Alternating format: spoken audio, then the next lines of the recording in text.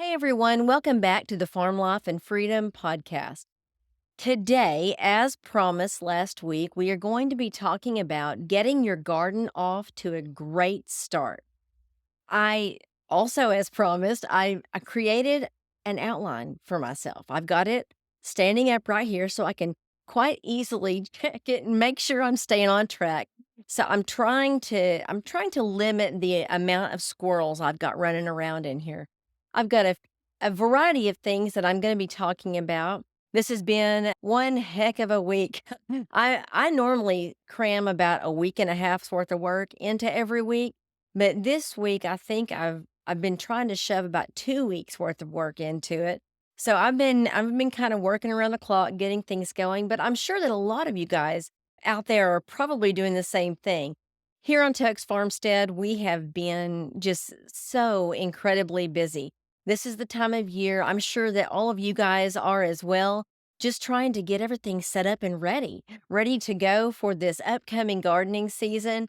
And that's, no different here. We've been building things and we've been expanding things and getting beds ready, getting soil ready, getting compost ready, dirt moved here, dirt moved there. We've been just really working very hard to try and make sure that everything is up and running and off to a great start. And that's what I'm going to talk about today. Now, with gardening season kind of right here upon us, ready to go, there are a lot of different things that we can talk about. I want to be able to give you guys as much information as possible in areas that would really help you. So, right now, I want to talk about the beginning.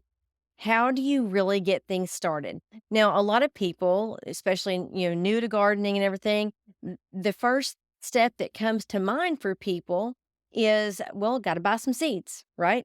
Buy some seeds, dig a hole, throw them in, put some water on it, right? Well, that's just not how it works. The very beginning of your process should be your planning. I talk about this all the time. I think sometimes people think about the garden planning portion of it as kind of along lines with the gardening journal. Now, which I also push.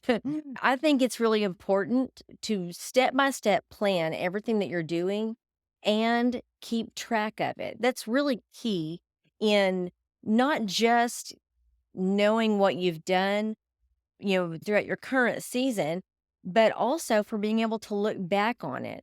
Next year, when I go in to plan my new garden, I can look back at my previous plan and say, okay, well, I planted these here. I did this to them. I added this, and this is my result.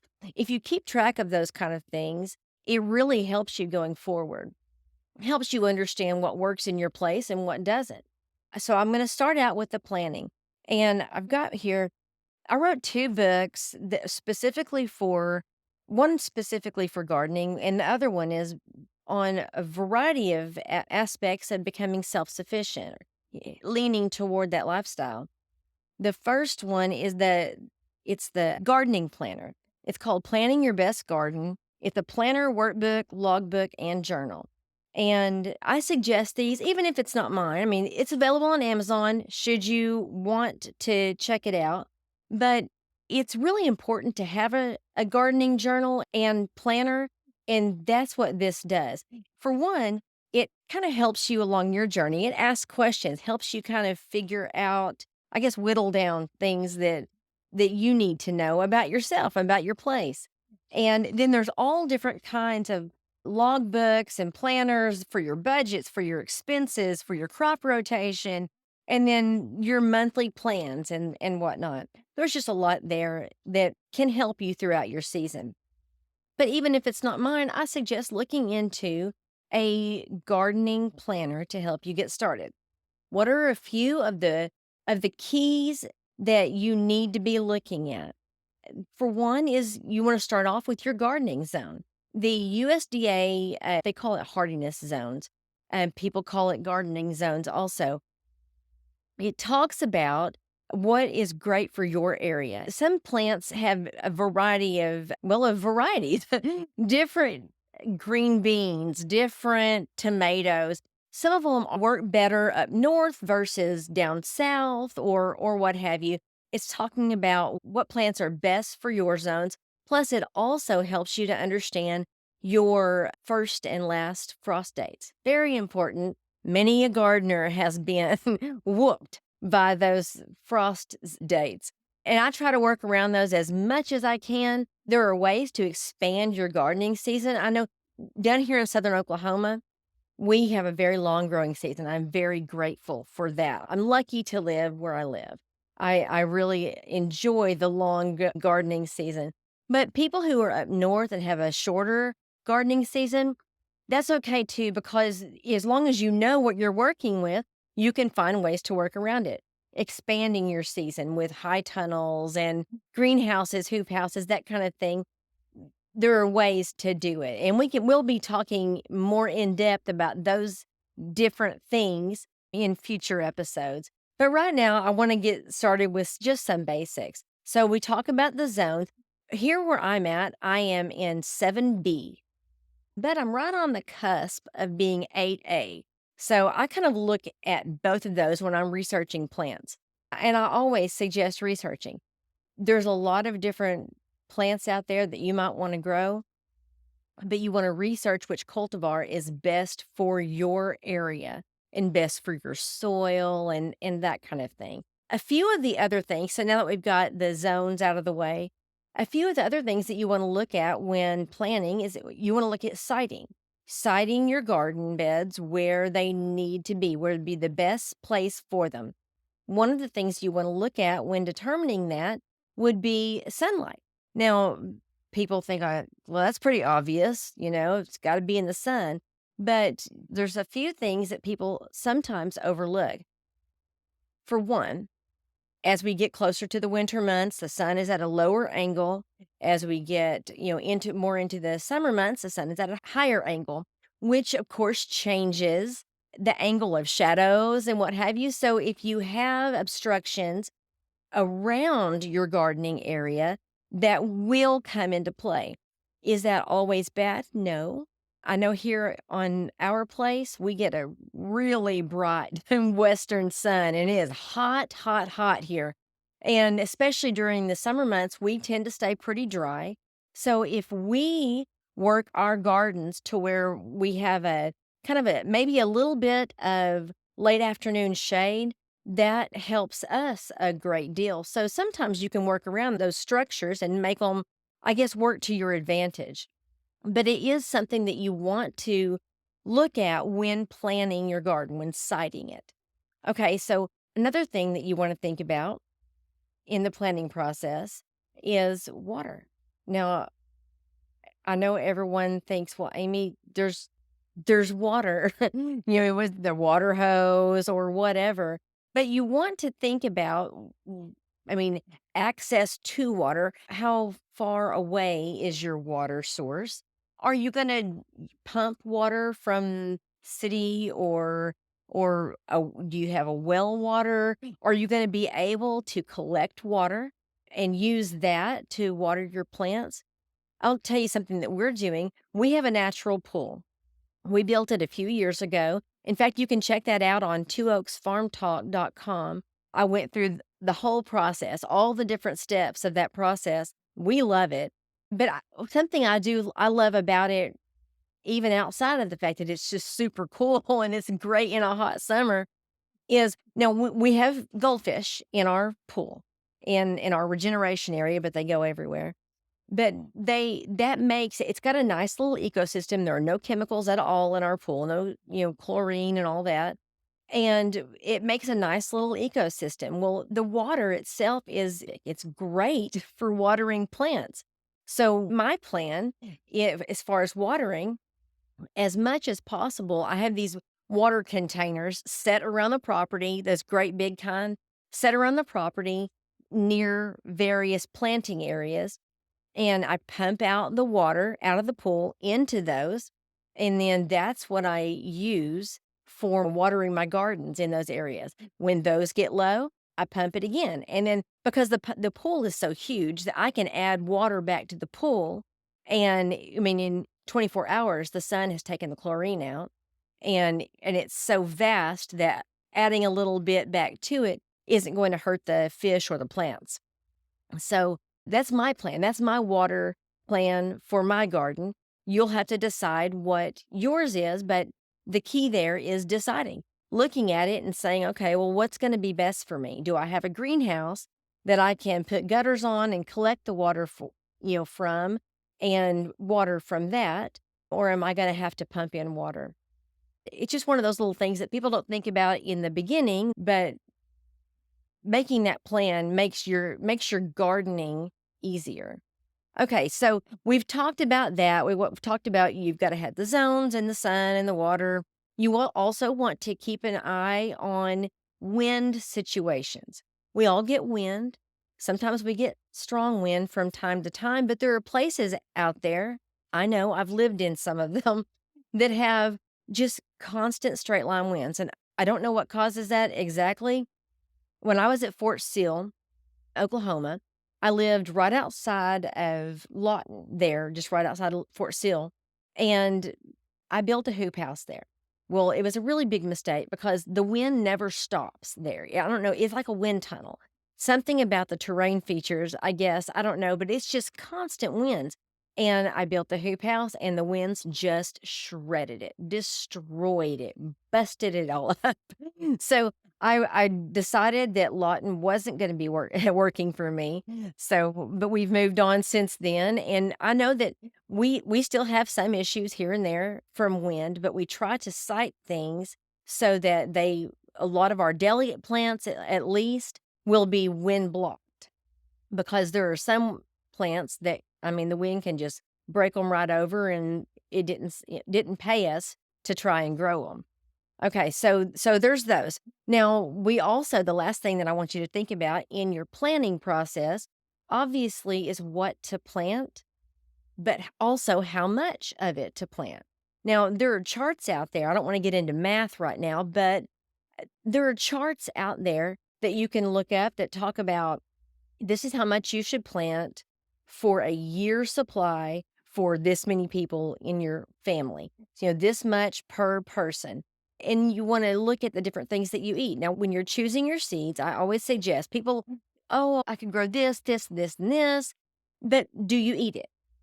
Okay, plant what you know that you're going to eat. That's so important. You don't want to have things go to waste, and you don't want to put all your time and effort into things that you're not going to be using. So put that time and effort into something that you really want, things that your family can use. Everyone grows tomatoes. Everyone loves tomatoes. I will not eat a raw tomato. That's just me. I do not like them. But I use so many tomatoes. I make everything with tomatoes. By the time our season is over with, I will have pantries full of canned up tomato products because we use them so much. So that's something that we have to grow. We grow them like crazy around here. But when we are picking things, I mean, we don't eat bok choy. So I don't grow bok choy. My seed provider sent me a free packet of bok choy seeds. So I gave them to my daughter because she likes it. We don't. So just keep in mind, you want to grow what you like. That way you won't have any waste. Now we're going to talk about, we've got the planning out of the way. Now we want to talk about your initial prep work, okay? And one of the very first things that you should always do every single season in your prep is test your soil. Okay? Very important, and it can be as easy or as, huge a process as you want it to be. But there are some basic ways to do soil tests. You can go to a garden center and get a little packet, and that'll do a basic soil test to help you figure out your pH levels. There's also the pH meters that they have. It looks like a little speedometer, little thing going back and forth, and you just stick it down in the ground and it does its thing. And then it tells you what your approximate pH level is. You can also talk to your county extension office. They have all kinds of resources there for those kind of things. So I always suggest going ahead and testing your soil. And I'll say this too. If you plant in a variety of different areas, I haven't even counted them recently. I add every year. my husband can't stand it. I add a new planting area every year. But in those different planting areas, you need to test each area because your soil will not be the same from one bed to the next. So you want to test all of them. Why is it important to test your soil? Okay, you have to make sure that your plants are planted in an area, obviously, where they can thrive. Well, plants require different pH levels. Some of them need a more fine soil, some of them need a more acidic soil, but I mean, a lot of them really require a neutral soil.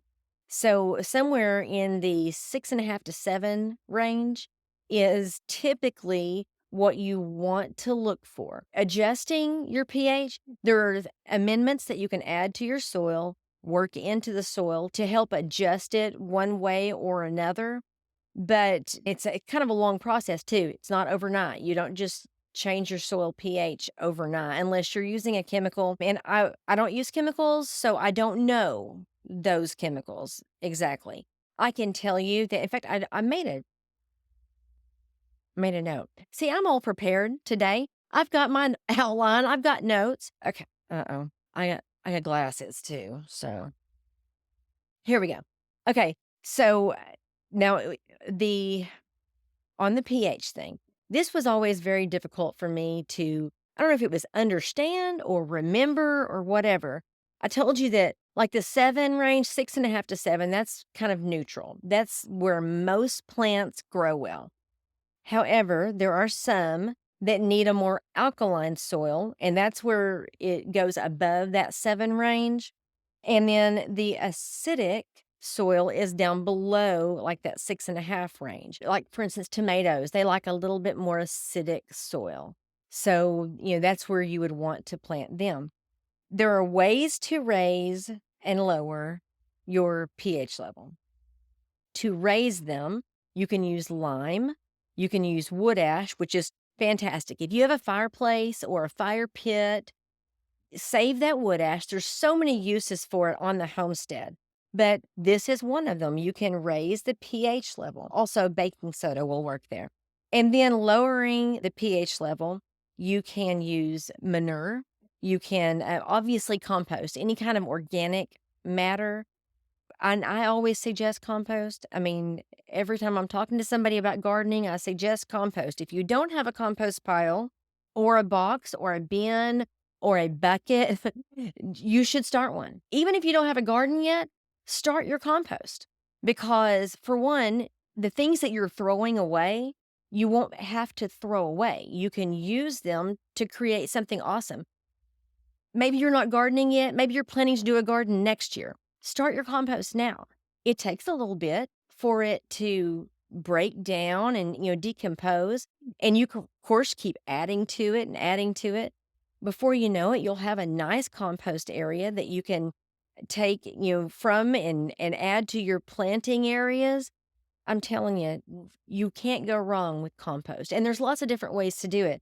In fact, that's where I'll stop real fast. In this book right here, Becoming Self-Sufficient. This is one I wrote. It's also on Amazon. This is one I wrote. It covers several different aspects of leaning into the more self-sufficient lifestyle.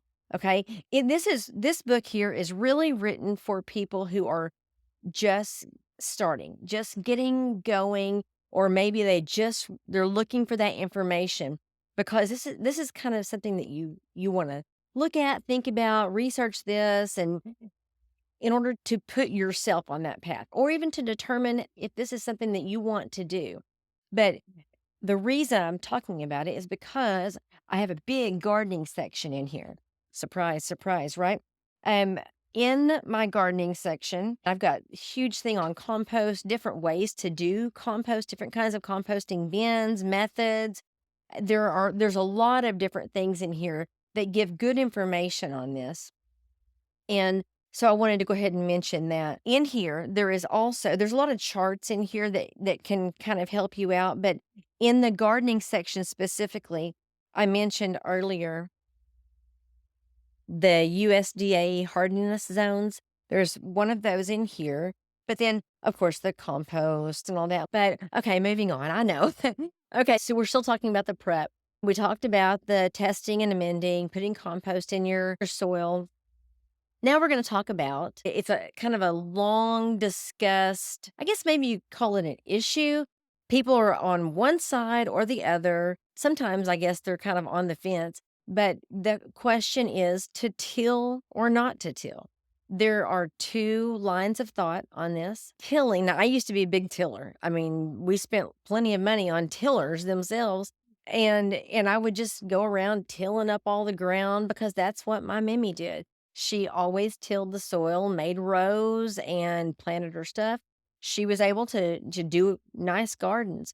However, I think what we're learning over time is that the more that we till into the soil, especially deep tilling, unless we're adding back in, adding organic matter, adding compost and things to help keep the soil light and airy, we're causing compaction, we're causing erosion.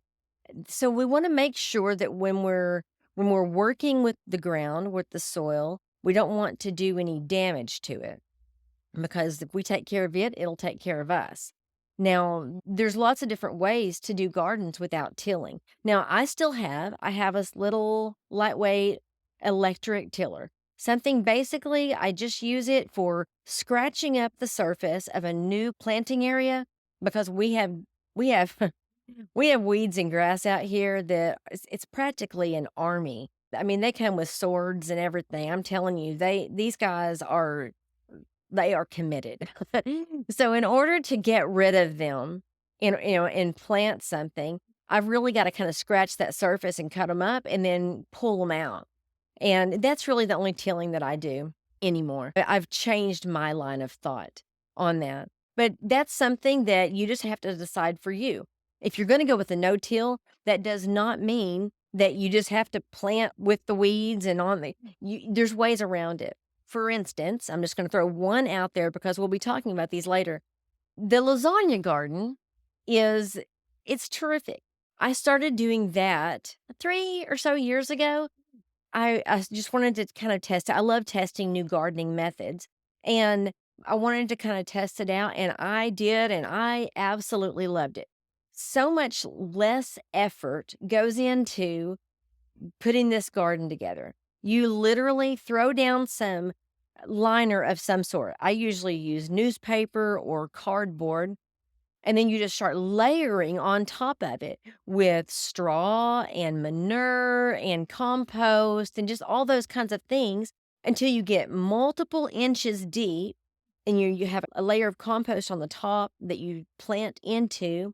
And over time, that stuff, as you water and everything, it just kind of shrinks down, compacts, decomposes, and it creates right there, it creates this wonderfully amended soil.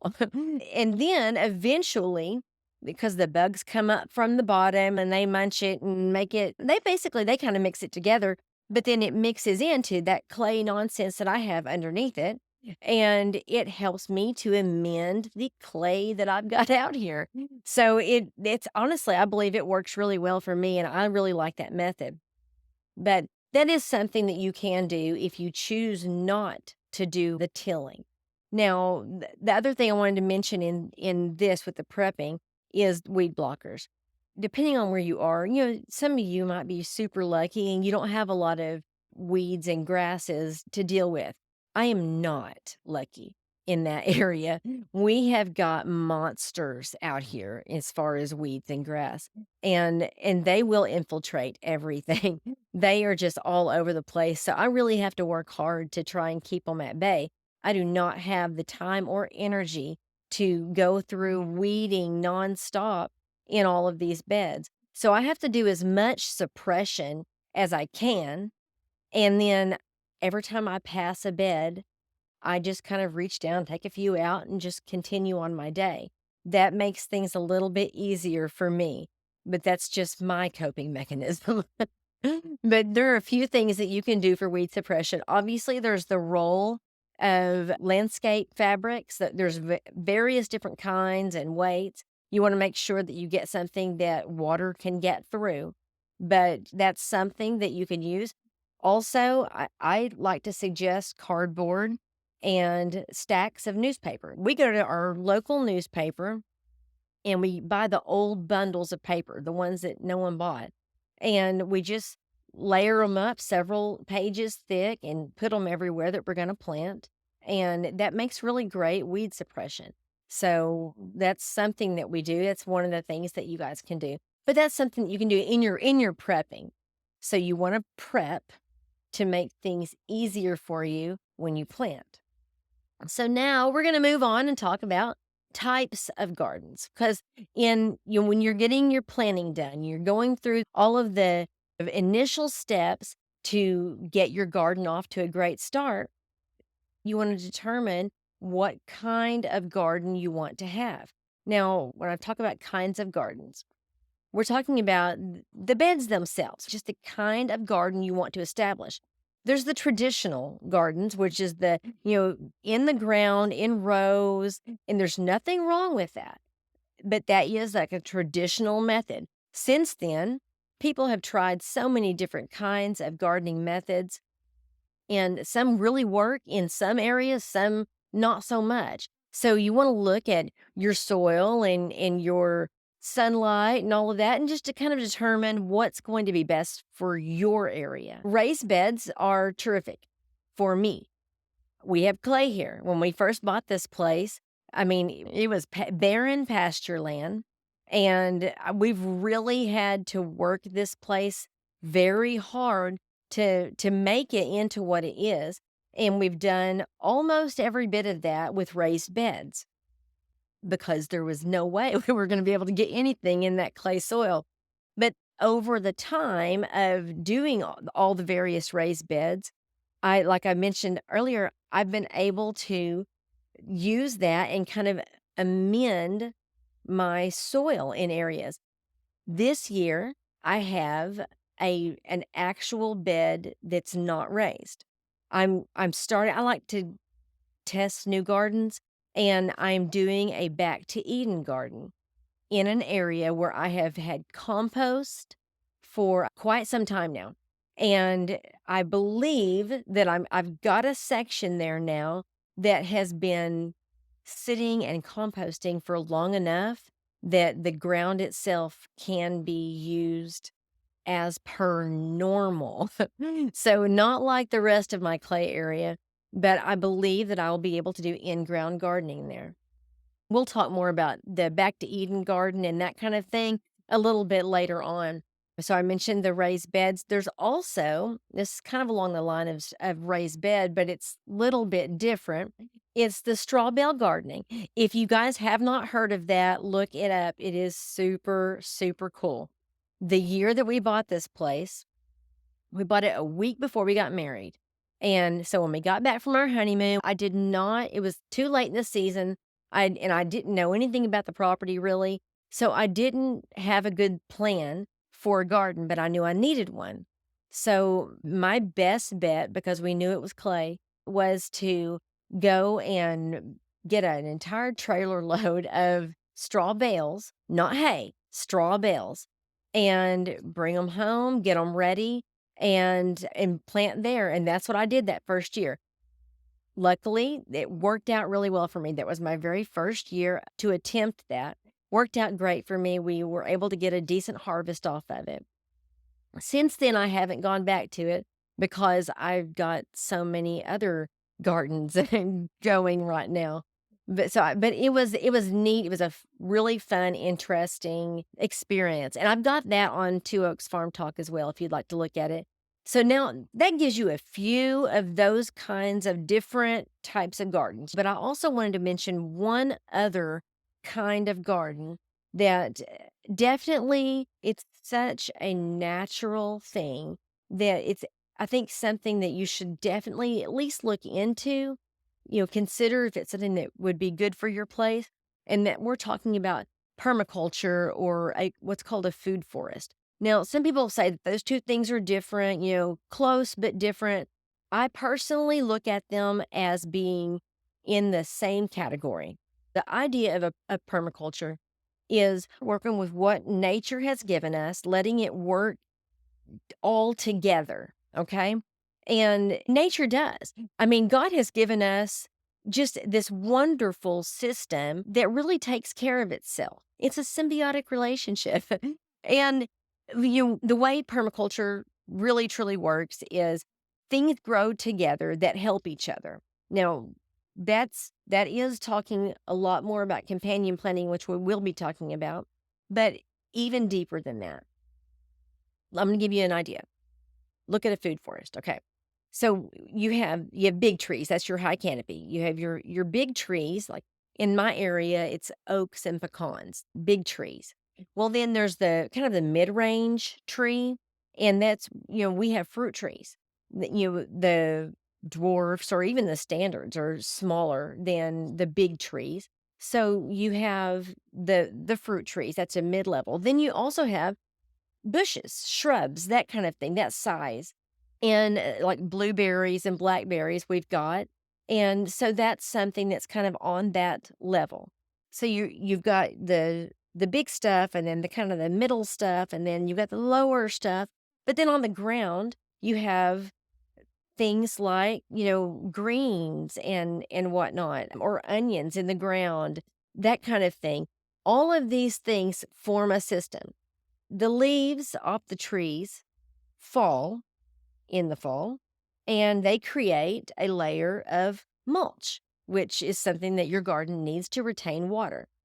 And what happens to that mulch? It decomposes and it becomes compost, and which obviously is fertilizer. And so it takes care of fertilizing those plants and giving them more oomph to continue growing. And that cycle just continues. All of these things work together in nature. If you can walk into a forest where nobody has gone in and disrupted it, and you'll see those things. All of these plants, all this plant life is growing and they're healthy, and no one came in and planted them, right? God planted them. He sent the birds by that had the seeds, that dropped the seeds, and then all of these other things around just came into place, and they all worked together to create a good ecosystem that would allow it to grow. And then humans come in and tear it up.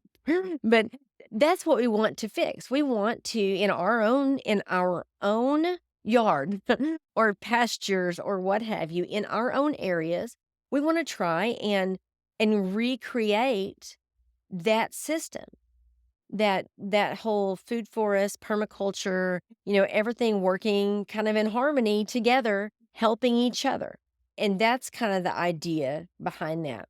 If that's something that you can look into, you look around your place and decide, well, I think that that's something that would maybe lend itself, to my place, then definitely give that some research, give that some thought, because I think you would not be disappointed. Something like that kind of system doesn't require as much work because it literally works and takes care of itself. You get the initial startup. You put the pieces of the puzzle together, but then you let them work. And that's what I think is so awesome about permaculture. Now, we want to talk this is the last section here. We want to talk just a little bit about gardening methods. So we talked about like the types of gardens, but now we want to talk about the gardening methods. Now, basically, there's your traditional methods, and then I'm going to call it natural. Natural. The government apparently believes that it owns the word organic, and you can only use it if it gives you a special license that you have to pay big money for. So we go with the word natural, okay? I use natural methods in my gardening, but there's no judgment here. You do what's best for you and your family, and I will help however I can. If you guys have questions, if I don't have the answer, I'll find it for you. But I can tell you this, there are natural ways to accomplish everything that the traditional with the chemicals and everything accomplishes. And you can do it in a less expensive way if you lean toward natural stuff. I mean, sure, you can go to the garden store and spend lots and lots of money on organic products, organic fertilizers and what have you. But you could, for free, you could use compost that you make for yourself. So there's lots of ways to get around the expense, the ultra expense of gardening, especially once you already establish your garden beds. Unless you're like me and you just keep building more. Anyway, the last thing, and the reason I'm doing it last is because it really goes along with the natural gardening methods. And we're going to get into this on the next episode. We're going to get in depth on companion planting, but I'm going to give you a little brief idea of what that is here in this. And the reason for that is because when you want to get off to a great start, this is part of your planning process. You have to plan what plants you want to plant, and you have to plan where they're going to go. That's where companion planting comes in, okay? There are plants out there that help each other grow. They're like besties, BFFs, and they want to be together. Okay, you don't want to plant them in separate places. It's kind of like me and my girlfriends when I was in school. I was a talker and I was constantly getting in trouble, so they would separate us. So we would just talk louder. you know, they want to be together. These plants want to be together. They help each other. And there's a variety of ways that they help. Some of them help repel pests, some of them attract pests away from the other one. Some of them help some plants grow bigger and sweeter and be more productive. So all of this is all natural. That doesn't take a chemical at all. This plant makes this one grow, so you put them together.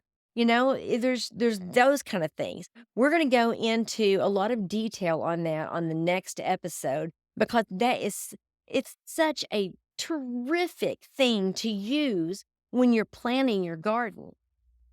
I mean, I plant the heck out of mine.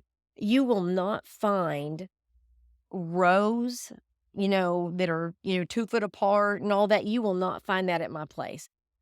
I plant everything. If there's an open area, I throw some lettuce in it. I mean, I like it covered. It's living mulch as far as I'm concerned. It's very important.